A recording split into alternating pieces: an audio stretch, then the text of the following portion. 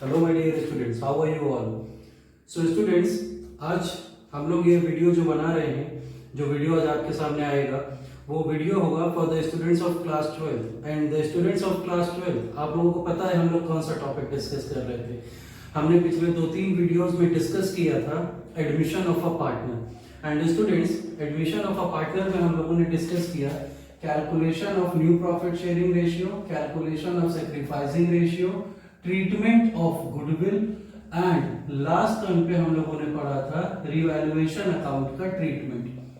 आज इसी को हम लोग आगे एक्सटेंड करेंगे। लास्ट वीडियो में मैंने आप लोगों को एक क्वेश्चन दिया था, मैंने आप लोगों के लिए एक क्वेश्चन सॉल्व किया था कि revaluation account, partners capital account and balance sheet prepare कैसे होता है। आज हम लोग उसी को थोड़ा और एक्सटेंड करेंगे। आज हम लोग एक क्वेश्चन और सॉल्व करेंगे रिवैल्यूएशन अकाउंट के ऊपर, ताकि अगर आपके मन में अभी भी कुछ डाउट्स हैं कि ये new profit sharing ratio, sacrificing ratio, treatment of goodwill, हमने तो इसका ट्रीटमेंट अलग अलग पढ़ा, मगर रिवैल्यूएशन अकाउंट बनाते वक्त हमें इसका ट्रीटमेंट एक साथ पढ़ना होगा। तो अगर आपको किसी भी पॉइंट में कुछ भी कंफ्यूजन है तो आई होप इस वीडियो के बाद आप लोगों को क्लियर हो जाएगा। पर आगे बढ़ने से पहले मैं चाहूंगा आप लोग एक बार इस क्वेश्चन को जरूर देखें। So students, have a look at the question first and then we will solve this question and step by step मैं आपको बताते चलूंगा। हमने आज तक जो कुछ भी पढ़ा है मैं आपको स्टेप बाय स्टेप बताते चलूंगा। So students, first of all look at the question.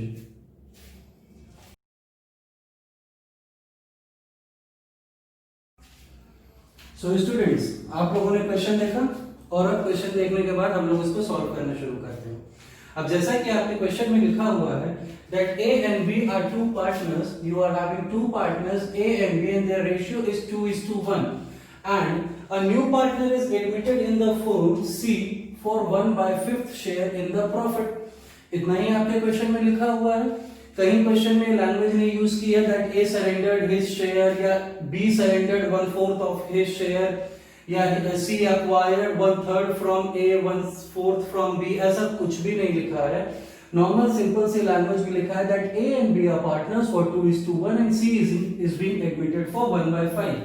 तो सबसे पहला काम हम लोग करते हैं, सबसे पहले हम लोग निकाल लेते हैं new profit sharing ratio. Simple method से चलते हैं, let the profit is equal to 1, so remaining profit after giving C's share, C का शेयर देने के बाद आपके पास कितना प्रॉफिट बचा, तो 1 - 1/5 दैट इज 4/5।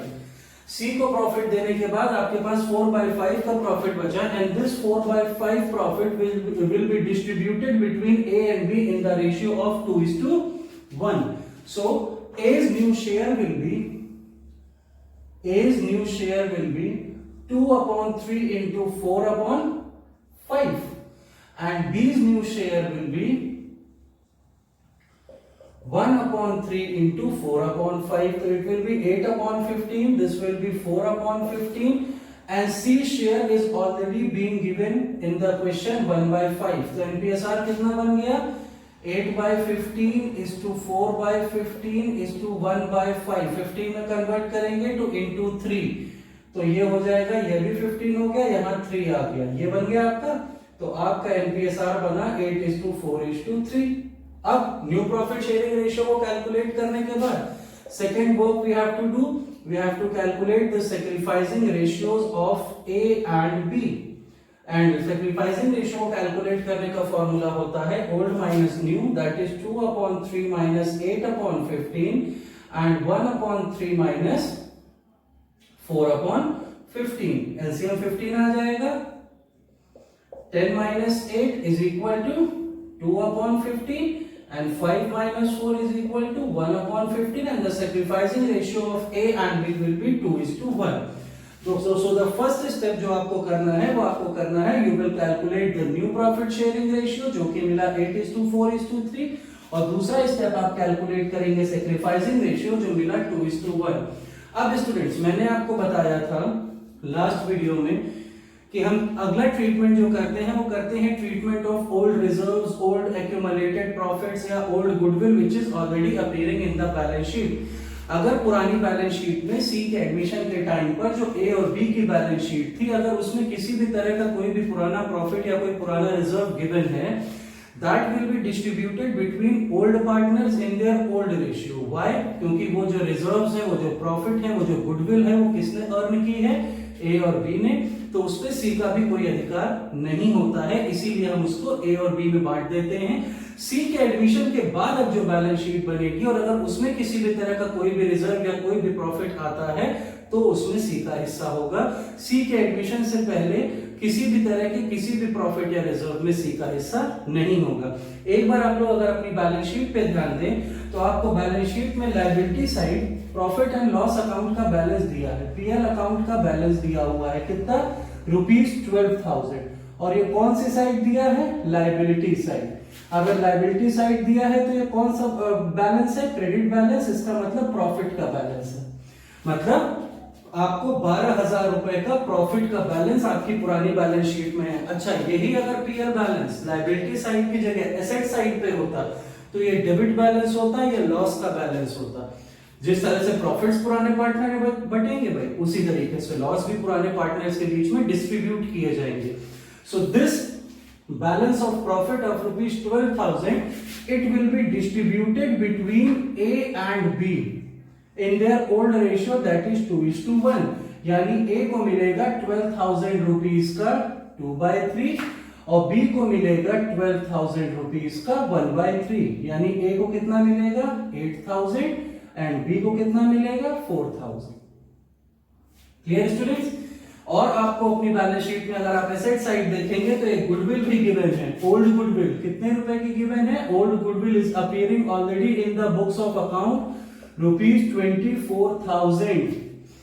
और ये मैंने आपको ट्रीटमेंट ऑफ गुडविल के टाइम पढ़ाया था कि if any type of goodwill which is already appearing in the books of account at the time of admission of a new partner, that goodwill is cancelled या that goodwill is written off between the old partners in their old ratio। लोग इसको withdraw कर लेंगे, खत्म कर देंगे, क्योंकि ये गुडविल किसने बनाई है? ये गुडविल बनाई है ए और बी ने। तो इस पर अधिकार भी किसका है? सिर्फ और सिर्फ ए और बी का। यानी कि ये 24,000 रुपए की गुडविल भी ए और बी के बीच में ही बटेगी। कौन से रेशियो में? 2:1 में। यानी कि ए को मिल जाएगा 24,000 रुपीज का 2/3 यानी कि 16,000 और बी को मिलेगा 24,000 रुपीज का 1/3 that is 8,000। And this is the treatment of old reserves and old profit. पहला आपको ये दिया था, दूसरा आपको ये दिया था। अब आपने new profit sharing ratio calculate कर लिया, सैक्रिफाइसिंग रेशियो कैलकुलेट कर लिया, पुराने प्रॉफिट पुरानी गुडविल का भी ट्रीटमेंट कर लिया। अब एक ट्रीटमेंट और कर लिया जाए और फिर इवैल्यूएशन अकाउंट की तरफ बढ़ते हैं। और वो ट्रीटमेंट क्या होगा? The treatment of premium for goodwill which is brought by the partner at the time of the admission. आपके क्वेश्चंस में पॉइंट 1 पे देखिए क्या लिखा है, ठीक है? Look at your questions. First of all look at your questions. आपके क्वेश्चन के पॉइंट 1 में लिखा है that the goodwill of the firm is to be valued at 2-year purchase of the average profit of last 3 years, which were 15,000, 25,000 and 50,000 respectively, and C does not bring his share of goodwill in cash। अब तक आपने जितने भी questions किए उसमें लिखा रहता था कि सी कितना गुडविल लेकर आ रहा है, मगर यहां पर ये नहीं लिखा। यहां पर बेटा आपको गुडविल कैलकुलेट करनी पड़ेगी। कैसे कैलकुलेट करनी पड़ेगी? आपको कैलकुलेट करनी पड़ेगी by using average profit method. कैसे? 3 सालों का प्रॉफिट दिया है और लिखा है 2-year purchase of the average profit of last 3 years। सबसे पहले एवरेज प्रॉफिट निकाल लेते हैं बेटा। एवरेज प्रॉफिट हो जाएगा 15,000 plus 25,000 plus 50,000 divided by 3 is equal to 90,000 divided by 3 is equal to ₹30,000। ये आ गया average profit into number of years of purchase that is ₹60,000। और ये आ गई गुडविल। मगर ये गुडविल कौन सी आई? ये आई गुडविल ऑफ द फर्म। ये पूरे फर्म की गुडविल आई स्टूडेंट्स। अब इस फर्म की गुडविल में से सी को कितना हिस्सा लाना चाहिए था? सी का शेयर होता है 60,000 रुपीज का 1/5। भाई वो 1/5 के लिए आ रहा है तो उसका हिस्सा भी 1/5 होता है, यानी कि उसको अपने एडमिशन के टाइम पर 12,000 रुपए गुडविल लेकर आनी चाहिए थी, जो वो लेकर नहीं आ रहा है, क्योंकि क्वेश्चन में साफ साफ मेंशन्ड है that C is not bringing his share of goodwill in cash. नहीं लेकर आ रहा तो क्या करेंगे, उसके करंट अकाउंट से डेबिट करेंगे। लेकर आता तो प्रीमियम फॉर गुडविल अकाउंट खोलते। वेल, वो जो भी गुडविल लाता है वो पुराने पार्टनर्स के सेक्रीफाइसिंग रेशियो में डिस्ट्रीब्यूट होती है, यानी ए और बी का सेक्रीफाइसिंग रेशियो कितना है, 2:1, यानी कि 12,000 रुपीज का 2/3 दैट इज 8,000 एंड 12,000 रुपीज का 1/3 दैट इज 4,000। अगर ये गुडविल लेकर आता तो 8,000 और 4,000 गुडविल ए और बी के बीच में डिस्ट्रीब्यूट होती। नहीं भी लेकर आया है तो क्या फर्क पड़ता है, उसके करंट अकाउंट से ये गुडविल ली जाएगी। हमें गुडविल तो लेनी ही लेनी है, क्योंकि इसके बिना तो एंट्री होनी ही नहीं है फर्म में। ये मैंने आपको लास्ट वीडियो में बहुत अच्छे से इसका पूरा एक्सप्लेनेशन दिया है। He is not bringing his share of goodwill in cash, it will be debited from his current account. If he is bringing his share of goodwill in cash, then premium for goodwill account will be opened. तो students, ये है सारा treatment जो आपको exactly इस question में करना है। Have a look at this. First of all, you will calculate the new profit sharing ratio, then you will calculate the sacrificing ratio. उसके बाद आप देखेंगे कि अगर आपके पास पुरानी बैलेंस शीट में किसी भी तरह का कोई भी पुराना रिजर्व, कोई पुरानी गुडविल या कोई पुराना पीएल बैलेंस है, so it will be distributed between old partners in their old ratio, और उसके बाद आप न्यू गुडविल का ट्रीटमेंट करेंगे। नई गुडविल दी होगी, पुराने पार्टनर्स के सेक्रीफाइसिंग रेशियो में डिस्ट्रीब्यूट हो जाएगी। यहां पर नहीं दी थी तो हमने इसको एवरेज प्रॉफिट मेथड से कैलकुलेट किया है, और एवरेज प्रॉफिट मेथड से इसलिए कैलकुलेट किया है क्योंकि क्वेश्चन में दिया था that the goodwill will be calculated at 2 year purchase of the average profit of last 3 years. Super profit method से लिखा होता बेटा तो सुपर प्रॉफिट मेथड से करते। अब ये आपका ट्रीटमेंट पूरा कंप्लीट हो गया, वर्किंग नोट एक तरह से सारे बन गए। Now we will prepare revaluation account. So students, now in front of you all there is a format of revaluation account for this question. Students, आप सबके पास ये क्वेश्चंस हैं, आप उन क्वेश्चन को देखिए। मैंने आपको बताया था हम लोग रिवैल्यूएशन अकाउंट प्रिपेयर करेंगे कैसे। यहाँ पर जो एक एक पॉइंट लिखे हैं उन पॉइंट्स को हम लोग अपनी पुरानी बैलेंस शीट से मैच करेंगे और रिवैल्यूएशन अकाउंट बनाते रहेंगे। मैं फिर से आपके रिवीजन के लिए बता दूं that revaluation account is based on the rule of nominal account, debit all expenses and losses, credit all incomes and gain.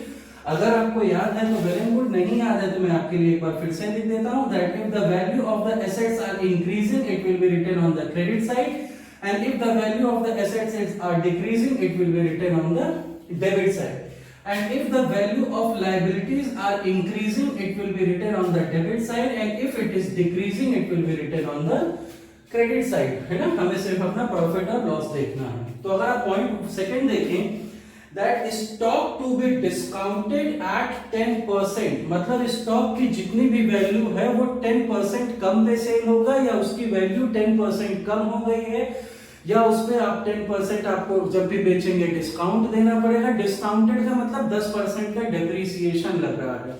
तो स्टॉक आपके पास कितने का है स्टूडेंट्स, 25,000 का, and its value is decreasing by 10%, so it will be written on the debit side to stock account 2500।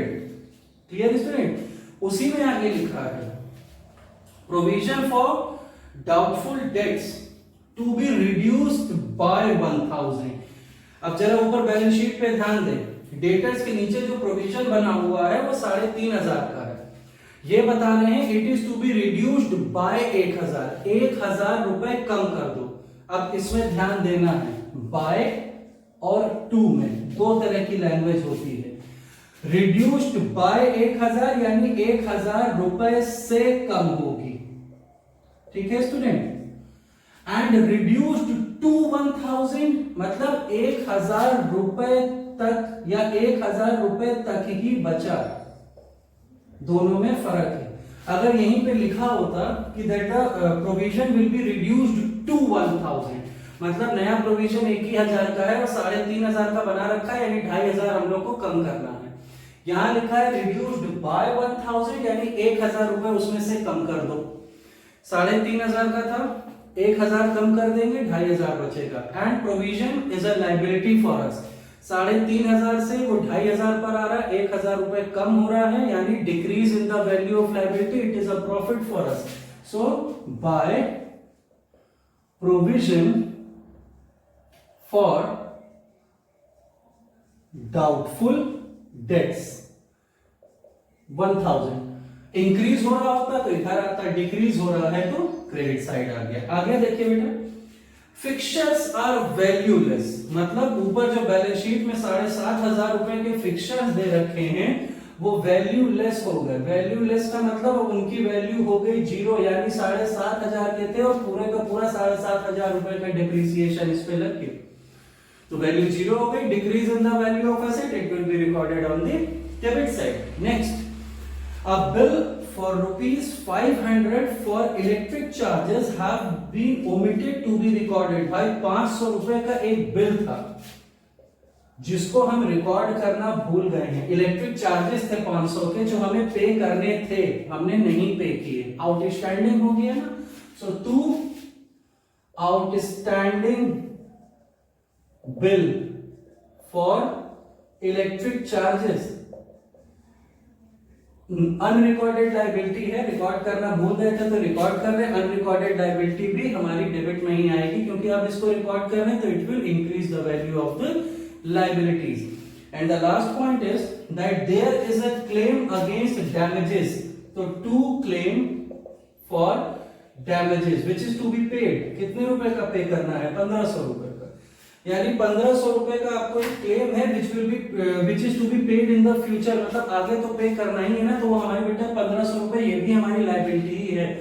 अभी नहीं पे करना मगर फ्यूचर में तो पे करना ही है, so it is a liabilities for us, so it will be recorded on the debit side. अब अगर हम इसका टोटल करें स्टूडेंट्स, तो देखो डेबिट साइड का टोटल आ रहा है 12000 रुपए और उधर का टोटल है 1000, यानी 11000 रुपए का हुआ लॉस। तो by loss A and B कितने रुपए का लॉस हुआ? 11000 रुपए का।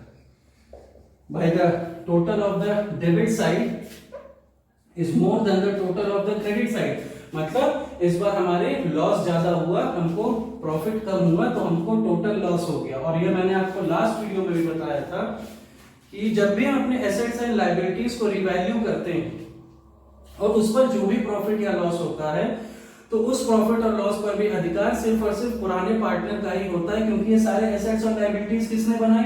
ए और बी ने। सी तो अब तक एडमिट ही नहीं हुआ है। जब सी एडमिट नहीं हुआ है तो इस पे होने वाले फायदे और नुकसान पर हिस्सेदारी किसकी? सिर्फ ए और बी की। अब इसके बाद सी आ जाएगा फर्म में और उसके बाद अगर कोई प्रॉफिट या लॉस होता है एसेट्स और लायबिलिटीज पे तो उसमें सी हिस्सेदार होगा। अब ये 11000 रुपए का प्रॉफिट ए और बी के बीच में बांटा जाएगा उनके प्रॉफिट शेयरिंग रेशियो 2:1 में, यानी कि ए को मिलेगा 11,000 रुपीज का 2/3 और बी को मिलेगा 11,000 रुपीज का 1/3 और 7,333 एंड 3,667। बेटा आंसर पॉइंट में आएगा 7,333.333, 3,666.666। तो मैंने सिर्फ इसको राउंड ऑफ कर दिया है, ये आएगा 7,333.3 और ये आएगा 3,666.6। तो मैंने सिर्फ राउंड ऑफ कर दिया है। तो ये आपका रिवैल्यूएशन अकाउंट बन गया student. Have a look at this account कि स्टॉक की वैल्यू कम हुई, फिक्सचर 0 हो गए, एक हमारे पास आउटस्टैंडिंग इलेक्ट्रिक चार्जेस का बिल था, एक हमारे पास बिल था डैमेजेस का, वो सब हमें पे करना है, तो हमारी लायबिलिटी इंक्रीज हो रही है।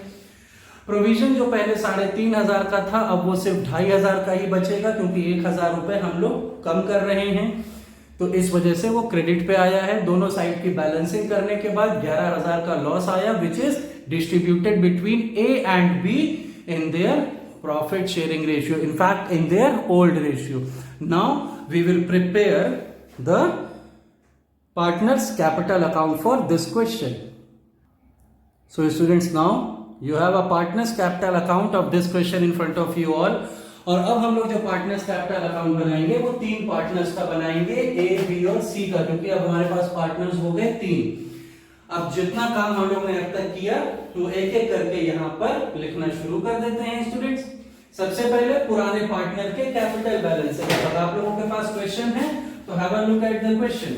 सबसे पहले अगर हम पुराने पार्टनर से कैपिटल बैलेंसेस की बात करें तो ए का 40,000 है और बी का 35,000 है, तो by balance brought down 40,000 and 35,000। इसके अलावा हमारे पास एक प्रॉफिट एंड लॉस अकाउंट का बैलेंस था, वो हमने पुराने पार्टनर्स के बीच में डिस्ट्रीब्यूट किया था 8,000 एंड 4,000। एक पुरानी गुडविल थी जो विड्रॉ हुई 24,000 की, है ना स्टूडेंट्स? कितनी कितनी? 16,000 and 8,000। Old partners old ratio में गई थी, पीएल बैलेंस भी ओल्ड पार्टनर्स ओल्ड रेशियो में गया। अब बस यही आपको बताना था, अगर पीएल बैलेंस लायबिलिटी साइड लिखा है तो प्रॉफिट का बैलेंस है पार्टनर्स कैपिटल अकाउंट में क्रेडिट में आएगा, क्योंकि प्रॉफिट का बैलेंस है debit all expenses and losses, credit all incomes and gain. यही अगर लॉस का बैलेंस होता है, एसेट साइड लिखा होता है, तो डेबिट साइड आता है, क्योंकि लॉस का बैलेंस है, so it will be debited in the partners capital account. अब हमने इसको डिस्ट्रीब्यूट कर दिया। इसके अलावा क्या हुआ था? रिवैल्यूएशन अकाउंट बनाया था जिसपे हुआ था लॉस, है ना? लॉस हुआ है तो डेबिट साइड लिखेंगे, प्रॉफिट हुआ होता तो क्रेडिट साइड लिखते हैं। और ये हमारे लॉस की फिगर्स हैं 7,333 एंड 3,667। अब एक नया पार्टनर आया, कौन आया? सी। वो कितनी कैपिटल लेकर आया स्टूडेंट्स? वो कैपिटल लेकर आया अपने साथ 30,000। बैलेंस शीट के जस्ट नीचे वाली लाइन पे देखिए लिखा हुआ है that C is given 1/5 share in the profit of the firm and C brings in rupees 30,000 as his capital. So by bank account rupees 30,000। और प्रीमियम फॉर गुडविल बेटा वो लेकर आना चाहिए था, पर वो लेकर नहीं आया, तो उसके करंट अकाउंट से डेबिट करेंगे। गुडविल ऑफ द फर्म हमने 60,000 रुपए निकाली थी, उसमें 1/5 सी का शेयर होता है, यानी उसको अपने एडमिशन के टाइम पे 12,000 रुपीज प्रीमियम फॉर गुडविल लेकर आना चाहिए था, जो कि पुराने पार्टनर्स के सैक्रिफाइसिंग रेशियो में डिस्ट्रीब्यूट किया जाता। मगर वो जब लेकर नहीं आया तो उसके करंट अकाउंट से डेबिट करेंगे। अगर वो लेकर आता तो यहाँ एंट्री होती बाय प्रीमियम फॉर गुडविल, नहीं लेकर आया तो उसके करंट अकाउंट से डेबिट करेंगे। 12,000 रुपीज उसे लाना था, जो ए और बी के सैक्रिफाइसिंग रेशियो में स्टूडेंट डिस्ट्रीब्यूट होगा, और सैक्रिफाइसिंग रेशियो था 2:1। इसके अलावा और कोई एंट्री है नहीं। अब इसका टोटल कर लेते हैं हम लोग। 30,000, 35 plus 4 39 plus 4 43,000 and 40 plus 16 is equal to 56,000। और अब हम लोग अपने पार्टनर्स के क्लोजिंग बैलेंसेस निकाल लेते हैं बाय बैलेंस कैरिड डाउन।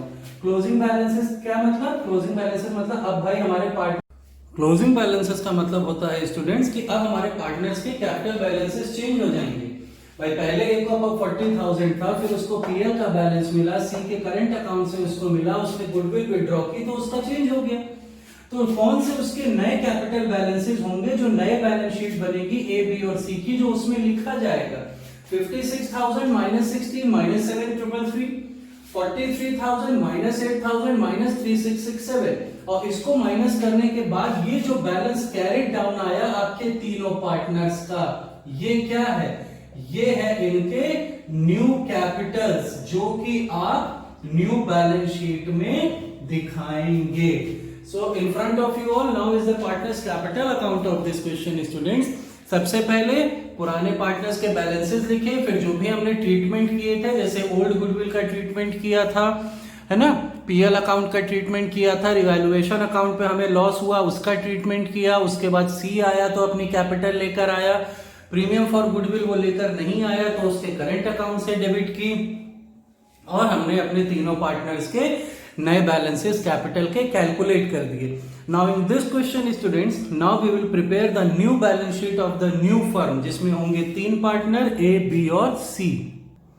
अब ये रही आपकी balance sheet of the new firm, जिसमें होंगे 3 पार्टनर ए बी और सी। सो स्टूडेंट, मैंने आपको पिछले वीडियो में बताया था कि आप नई बैलेंस शीट कैसे प्रिपेयर करेंगे। आप नई बैलेंस शीट प्रिपेयर करेंगे जो आपके क्वेश्चन में पुरानी बैलेंस शीट दी है उसके बैलेंसेस देखेंगे, और उस बैलेंस शीट के कौन कौन से बैलेंसेस आप रिवैल्यूएशन अकाउंट में लेकर गए हैं। मतलब इस बैलेंस शीट में हमें क्या लिखना है? इस बैलेंस शीट में हमें लिखना है the revised value of assets and liabilities. So let's start from the liability side first. तो देखिए आपको पुरानी बैलेंस शीट में सबसे पहले जो अमाउंट दी है वो दी है क्रेडिटर्स, और क्रेडिटर्स 23,000 के थे और 23,000 के ही रहेंगे क्योंकि इनकी वैल्यू में कोई भी चेंज नहीं आया, क्रेडिटर का कोई भी अमाउंट गया ही नहीं है रिवैल्यूएशन अकाउंट में। उसके बाद पुरानी बैलेंस शीट में स्टूडेंट्स आपको पीएल अकाउंट दे रखा है, ओल्ड बैलेंस था, ओल्ड प्रॉफिट था, which is already being distributed between old partners in their old ratio in partners capital account, तो ये अब एग्जिस्ट करता नहीं है। इसके बाद हम लोग लिखेंगे पार्टनर के capital account. So the capitals of A, B and C, जो आपने बैलेंस कैरेट डाउन निकाला था वही इनकी कैपिटल्स होगी। 32,667, 31,333 एंड 30,000, और इसका टोटल आता है 94,000, यानी तीनों पार्टनर्स की कैपिटल अब मिलाकर कितनी हो गई?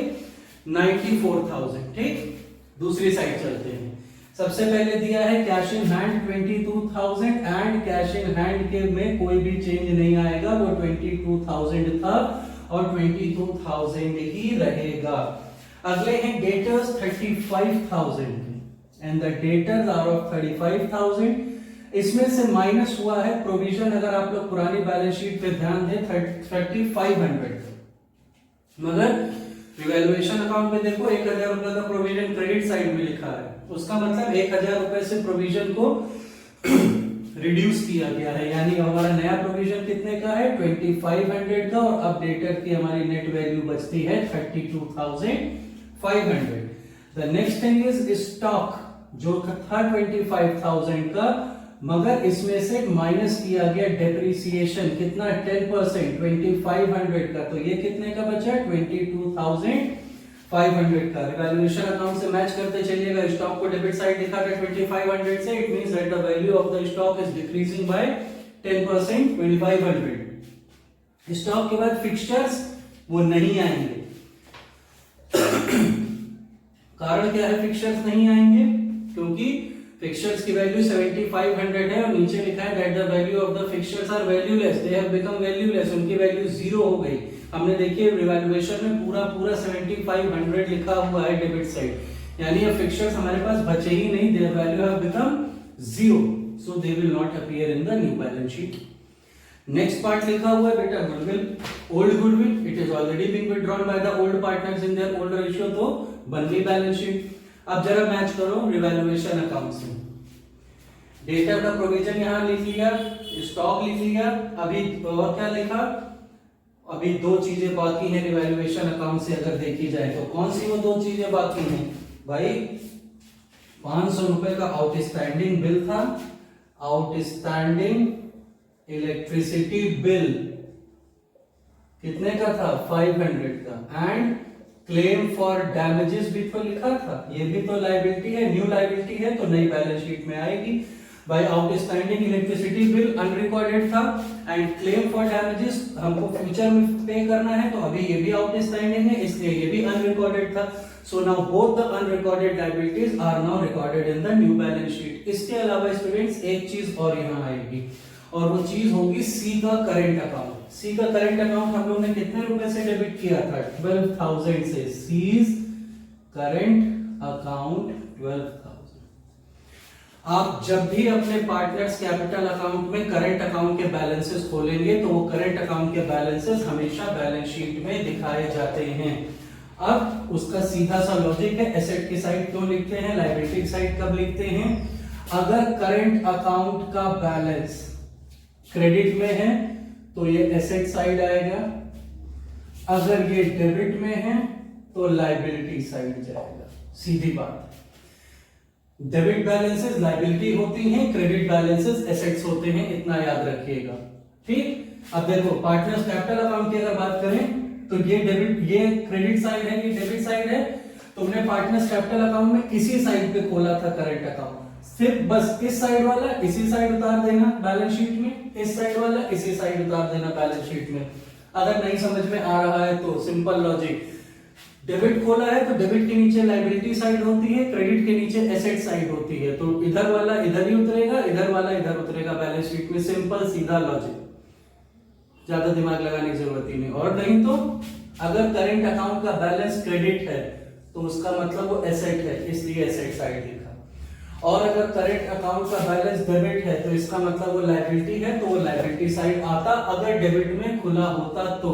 जब भी करंट अकाउंट के बैलेंसेस खोलेंगे हम उसको बैलेंस शीट में जरूर दिखाएंगे। और अब आप अपनी बैलेंस शीट का टोटल कर लीजिए, and the balance total of the balance sheet is 1,19,000 and this was all about for this question. ये रही बैलेंस शीट आप लोगों के सामने, देख लीजिए मैंने नए बैलेंसेस के साथ हम लोगों ने बनाई। क्रेडिटर्स के वैल्यू में कोई चेंज नहीं था, पार्टनर्स कैपिटल अकाउंट तीनों पे बैलेंस कैरिड डाउन आए। Outstanding electricity bill and claim for damages हम लोग ने नया रिकॉर्ड किया था, अनरिकॉर्डेड था इसलिए उसको नई बैलेंस शीट में रिकॉर्ड किया। कैश इन हैंड पे कोई बैलेंस नहीं आया, कैश इन हैंड का मतलब कोई चेंज नहीं आया। डेटर्स पे 1,000 का प्रोविजन कम हुआ था, स्टॉक 2,500 से कम हुआ था और सी का करंट अकाउंट खोला था, इसलिए हम लोग ने लिखा। पर स्टूडेंट्स हम लोग एक चीज भूल गए। कौन सी चीज भूल गए और आपने भी नहीं ध्यान दिया? क्या? बैंक अकाउंट, बैंक बैलेंस कितने से? 30,000 से। लास्ट क्वेश्चन में भी मैंने आप लोगों को बताया था, ये नया पार्टनर आता है कैपिटल लेके तो एंट्री क्या करते हैं? Bank account debit to C's capital account, यानी बैंक अकाउंट डेबिट में आ रहा ना। कैश में तो कुछ नहीं लेकर आए ना, हमने कैश में हमको कुछ मिला ना ही हमने कैश की कोई पेमेंट की, तो कैश अकाउंट जैसा था वैसा ही रहेगा। पर बैंक का बैलेंस डिफर कर रहा है भाई, वो 30,000 रुपए अपनी कैपिटल लेकर आ रहा, तो हमारे बैंक का बैलेंस 30,000 रुपए से इंक्रीज हो रहा है, इसलिए लिखा।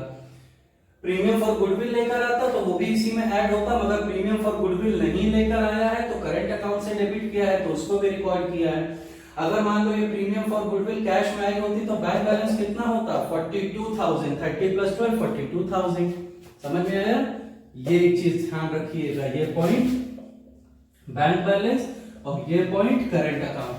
जब भी करंट अकाउंट खोलोगे क्रेडिट वाला एसेट में, डेबिट वाला लायबिलिटी में, और नया पार्टनर आ रहा तो बैंक में बैलेंसेस लेकर आ रहा, तो बैंक अकाउंट आपको अगर ऑलरेडी दिया है कैश एट बैंक तो उसमें ये 30 ऐड हो जाता है, नहीं दिया है तो बैंक बैलेंस अकाउंट या कैश एट बैंक आपको खोलना पड़ेगा। Now you can look at the balance sheet and now this balance sheet is fully completed. ठीक है, हमने सारी रिवाइज्ड वैल्यूज लिखी हैं एसेट्स और लायबिलिटीज की, जो कि हमने अपने रिवैल्यूएशन अकाउंट से ली है। इससे ज्यादा रिवैल्यूएशन अकाउंट में और कुछ रिकॉर्डेड नहीं था और ये इतना ही रहेगा। So student, this was all about for this video and this question. Last question में जो लास्ट वीडियो था उसमें हम लोग ने पढ़ा था सिर्फ और सिर्फ revaluation account, partners capital account and balance sheet. आज हम लोग ने पढ़ा यही 3 चीज, मगर 2 ट्रीटमेंट हम लोग ने नहीं पढ़े। एक, अगर पुराना पीएल बैलेंस, पुरानी गुडविल या पुराना रिजर्व दिया है तो उसका ट्रीटमेंट क्या होगा पार्टनर्स कैपिटल अकाउंट में। और अगर नया पार्टनर नहीं लेकर आ रहा है क्या प्रीमियम फॉर गुडविल, तो करंट अकाउंट से हम लोग डेबिट करते हैं। हम लोग ने इसकी जर्नल एंट्री तो पढ़ी थी, C's current account debit to A's capital to B's capital, मगर पार्टनर्स कैपिटल अकाउंट में कैसे ट्रीटमेंट करेंगे? क्रेडिट साइड एंट्री होगी बाय सीज करंट अकाउंट और ए और बी के कॉलम में उनके रिस्पेक्टिव फिगर्स लिख देंगे and that current account of ₹12,000 is being shown in the new balance sheet. तो ये 2 चीजें हमने नहीं पढ़ी। In the next video we will come up with some more new topics and new concept of this chapter only. ये मेरा 3rd या 4th video है। फर्स्ट वीडियो में हमने एनपीएसआर और सैक्रिफाइसिंग रेशियो पढ़ा, सेकंड वीडियो में हम लोगों ने क्या पढ़ा था? Treatment of goodwill. 3rd video में मैंने रिवैल्यूएशन अकाउंट पढ़ाया था और ये रहा आपका 4th वीडियो। आप इन चारों वीडियोस को कंटिन्यूएशन में देखें तभी ये चैप्टर आपको समझ में आएगा। अपने नए वीडियो में हम फिर से कुछ नया कॉन्सेप्ट लेकर आएंगे, जैसे आज करंट अकाउंट सीखा, अगले वीडियो में फिर कुछ और नया सीखेंगे। Till then student, keep on studying, keep on watching this video. समझ में आता है तो अपनी टेक्स्ट बुक उठाइए, क्वेश्चन सॉल्व करना शुरू करिए, and if you have any problem you can ask me any time. Till then student, keep on studying and thank you to everyone.